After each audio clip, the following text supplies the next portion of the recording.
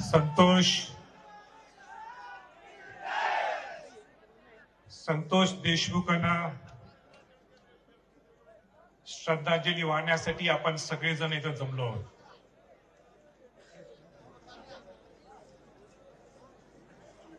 आता लोकशाही निर्माण झालेली आहे आणि लोकशाही निर्माण झाली असल्यामुळे मी मनोज जरांगे पाटलांना सांगितलं की तुम्ही शेवटी बोला, मी अगोदर बोलतो. पण त्यांनीही त्यांचा मोठेपणा दाखवला की संभाजीराजे असतील मोठे, पण त्याच्यापेक्षा मोठं ते घराणं आहे आणि म्हणून त्या घराण्याच्या वतीने सुद्धा मी त्यांचा मनापासून आभार व्यक्त करतो. संतोष देशमुखांची हत्या झाली, मी महाराष्ट्रात नव्हतो आणि मला असं वाटलं की आपण तिथं का नाही, महाराष्ट्रात लगेच पोहोचणं गरजेचं आहे. आणि महाराष्ट्रात पोहोचल्यानंतर पहिल्यांदा संतोष देशमुखांच्या घरी गेलो, त्यांना सांत्वन करण्यासाठी त्यांच्या घरच्या लोकांना. मला 2 मिनिटं विराज पाहिजे, 2 मिनिटं विराजला घेतो.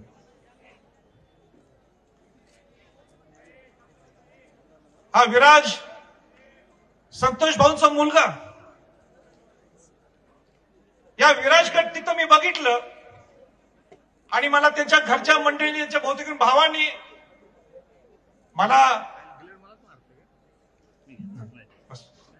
मला फोटो दाखवला. ज्या पद्धतीने, ज्या क्रूर पद्धतीने त्यांना मारलं गेलं, हत्या केली.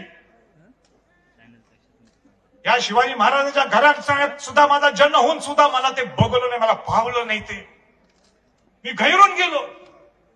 हे महाराष्ट्र आहे? हे शिवाजी महाराजांचं आहे, शाहू फुले आंबेडकरांचं हे महाराष्ट्र आहे का? काय आपला अधिकार होतो? हे संस्कार शिवाजी महाराजांनी आपल्याला कर दिलेत का? ही दहशत, म्हणजे ज्या पद्धतीने, ज्या क्रूर पद्धतीने मारलं गेलं आणि त्याच्यावर आजही निर्णय होत नाही, हे दुर्दैव आहे, हे दुर्दैव आहे. मी जास्त काही बोलणार नाही, आज मी मुद्देशीर बोलणार आहे. आणि ज्यावेळी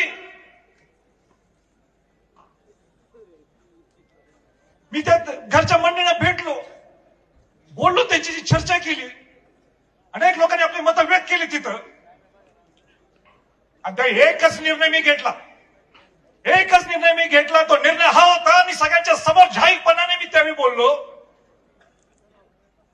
की हा जो मोरक्या आहे, त्या मोरक्याचा आश्रय देतात जो कोण आहे तो धनंजय मुंडे. मी नाव घेऊन सांगतोय, नाव घेऊन कोट करून सांगतोय. छत्रपती केव्हा कोट करत नाही, तरी मी कोट घेऊन सांगतो, तो आश्रयदाता धनंजय मुंडेला मंत्रीपद देऊ नका, हे मी त्यावेळी सांगितलं होतं.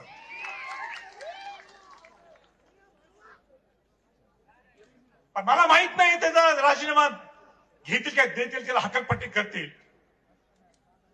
पण बीडच्या सगळ्या जनतेतल्या लोकांना मला हे सांगायचं आज, आणि ते सांगण्यासाठी मी इथं आलोय. आणि ते म्हणजे, जर का त्याला पालकमंत्रीपद दिलं तर हा संभाजी छत्रपती घराणा बीडचं पालकत्व घेणार. आम्हाला दहशत चालत नाही, आम्हाला दहशत चालणार नाही. शिवाजी महाराजांचं, हे शाहू फुले आंबेडकरांचं हे महाराष्ट्र आहे. आणि इथं जर दहशत कोण पसरत असेल तर माझी जबाबदारी, माझं कर्तव्य आहे, मी इथं येणार.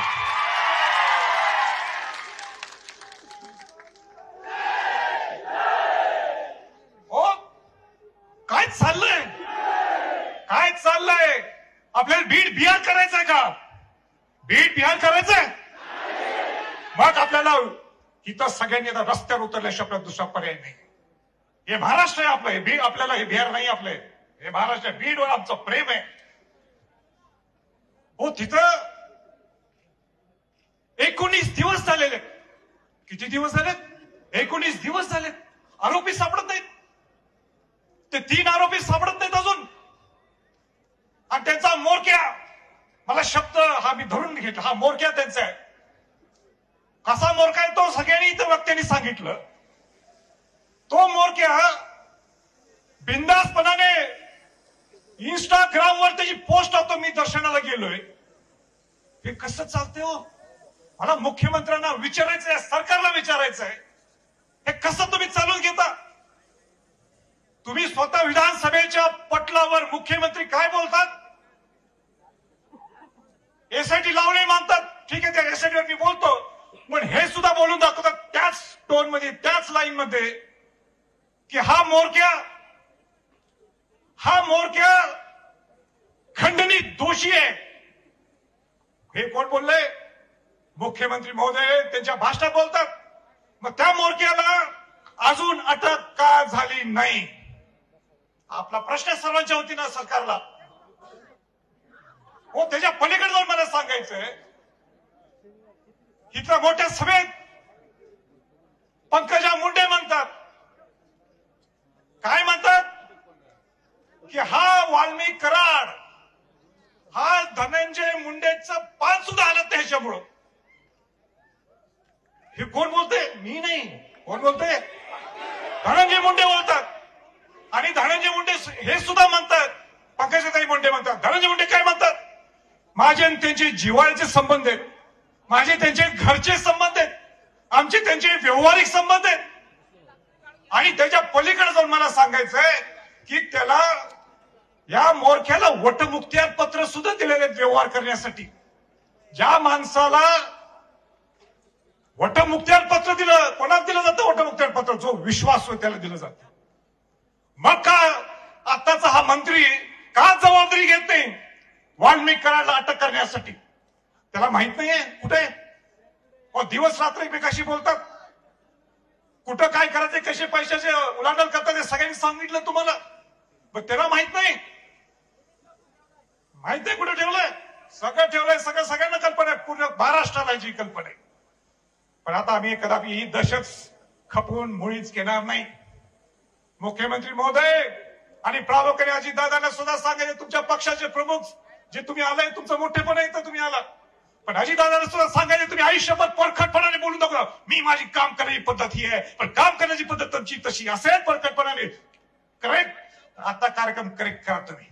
आता कार्यक्रम करेक्ट करून दाखवा. तुमच्यात जर धमक असेल, तुमच्यात जर हिंमत असेल, त्या पहिला या मंत्रीला हाकलून काढायला पाहिजे, हलकटपणी करायला पाहिजे मंत्रिमंडळातून.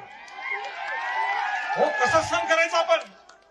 एक एक क्षण मी तर आल्यानंतर मला दुसरा तो फोटो दिसत होता.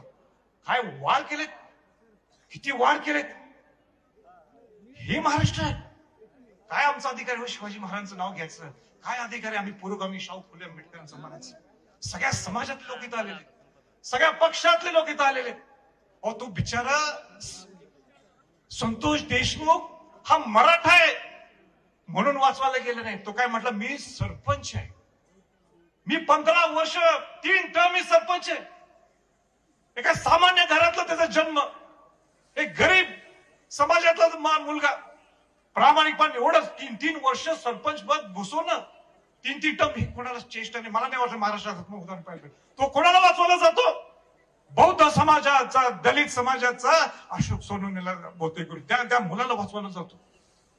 आणि म्हणून हा इतिहासात पहिल्यांदा असा मोर्चा काढलाय ज्याच्यात जातीच्या पलीकडं, धर्माच्या पलीकडं, आणि ह्याचा निर्णय या सरकारने देणं गरजेचं आहे. एक चांगली मागणी आवाज साहेब तुम्ही मी चर्चा करत होतो, ती म्हणजे एसआयटी जी नेमलेली आहे.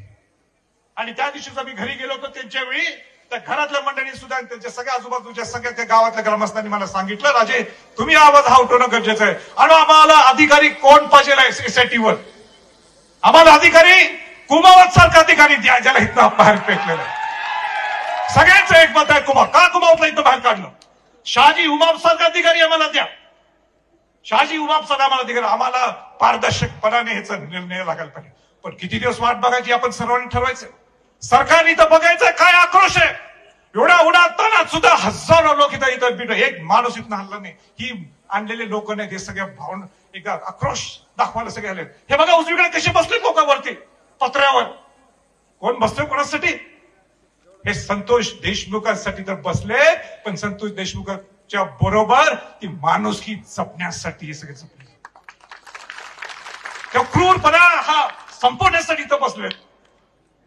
माझी सगळी तुमच्या नेत्याकडनं सगळ्यांना विनंती राहणार, तुमचे जे कोण पक्षाचे प्रमुख असतील, जे कोण असतील, और राजकारणाच्या पलीकडे आपण काहीतरी विचार करू, राजकारणाच्या पलीकडे आपण विचार करू आणि सांगू हा संतोष देशमुख हा नुसता निमित्त आहे. संतोष देशमुख हा निमित्त, पण ही दहशत प्रामुख्याने बीड मध्ये या 20-25 वर्ष चालू. मला ज्यावेळी सगळ्या सांगितलं, रील्स दाखवले मला, मी घाबरून गेलो तुमचे रील्स बघून. 1200 की 1300 तुमचे गन लायसन्स, स्वतः मंत्री महोदय स्वतः बंदूक घेऊन. बंदुकाचा अधिकार आमचा आहे, आम्ही बंदूक आमच्या माप आहेत बंदूक, पण आम्ही हातात धरले की बंदूक अशी धरली का? आणि आज नाही, 350 वर्षापासून आम्हाला ती सवय, ते रक्तात आहे आमची. आमच्या रक्तात असून सुद्धा ही भाषा नाही की मग किंबहुना कोणाला तलवार दाखवणं, किंबहुना बंदूक दाखवणं आम्ही आयुष्यात करू शकत नाही. आणि ते सुद्धा लोकशाहीत तेनाच मंत्री पडत देता तुम्ही ह्या रील्स. बस शेवटचं हे सगळ्यांनी ठरवलंय, ह्याच्यात जर मार्ग निघाला नाही, मनोज जरांगे असतील, सगळे मंत्रिमंडळ, सगळ्याच्या बाजी मंत्री असतील, आजी मंत्री कोण, बाकी सगळे आमदारगण असतील, सगळ्या पक्षातले लोक असतील, सगळ्या समाजातले लोक असतील, आपल्याला ह्याच्यातनं जर नाही न्याय मिळाला तर शिवाजी महाराजांचा, शाहू फुले आंबेडकरचा विचार आपण बुडीत घालणार. हा माझा सगळ्यांना मेसेज आहे.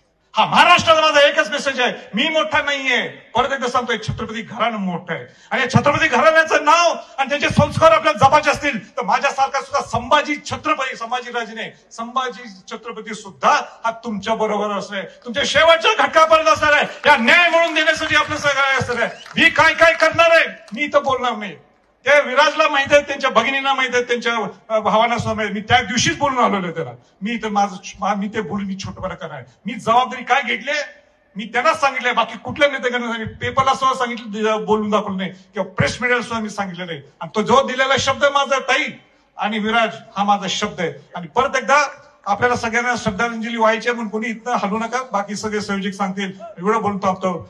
जय हिंद, जय महाराष्ट्र.